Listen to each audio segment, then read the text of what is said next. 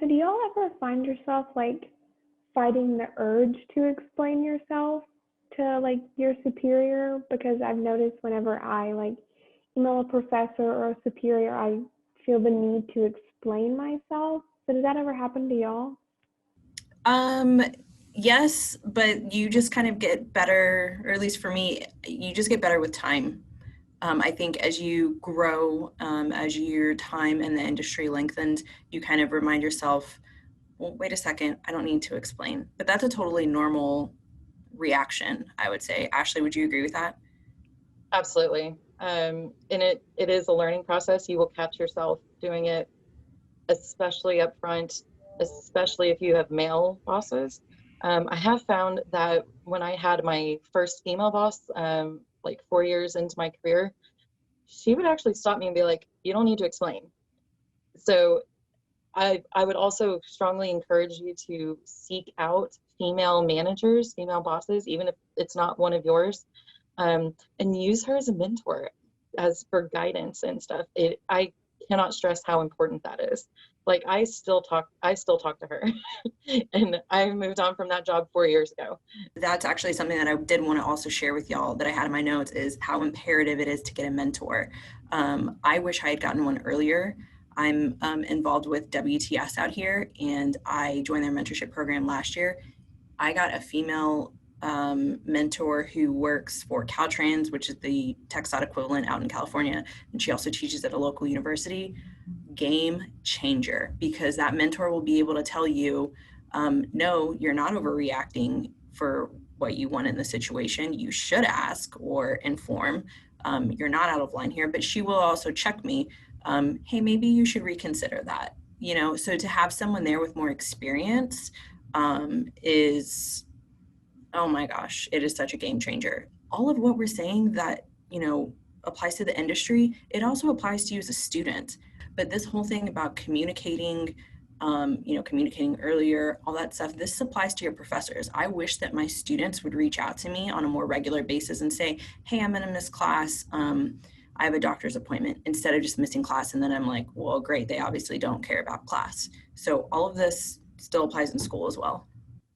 So there's one other thing that I would like to say, and that is use sorry sparingly. Yes. So like if you, and I caught myself doing this a lot when I first started, you would have a question about something, you would go to a coworker or your boss and be like, hey, sorry to bother you, but don't don't do that. Do not start any sentence with sorry. Just say, hey, do you have a minute? Because it makes you look, I don't want to say incompetent, because that's not it. It's more like weak. And that is not a position that women need to be in. So only say sorry if like you screwed up. That is the only time you can say sorry, is if you screwed up. Any other time is not acceptable. Actually, that's a great point. That's actually something Mm-hmm. that I'm trying to train myself on right now. And another, like, Mm-hmm. that example that you just used, what I'm finding is, instead of in emails, like if I'm a little late or I missed an email, instead of saying sorry for my late response, I will say thank you for your patience. You flip it and you Mm-hmm. don't use that sorry, because, oh my gosh, that is such a wonderful way to phrase that. Mm-hmm. That's a Yeah, really great point. I agree completely. Do not say sorry unless you Mm-hmm. screwed up. Mm-hmm. And being a little late is not a screw up. It happens. Yep. For sure.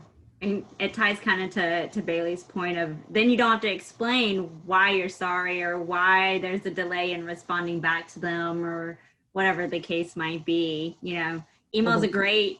a great opportunity to check your language and to check how, if you're throwing in sorry or if you're asking for permission, because you have the time in that moment to reread what you're writing and what you're sending out, to just double check to make sure, am I saying what I'm intending to say, and making that point very clear to them, or is it muddled? Am I phrasing something as a question that actually doesn't need to be a question but needs to be a statement, and be more assertive?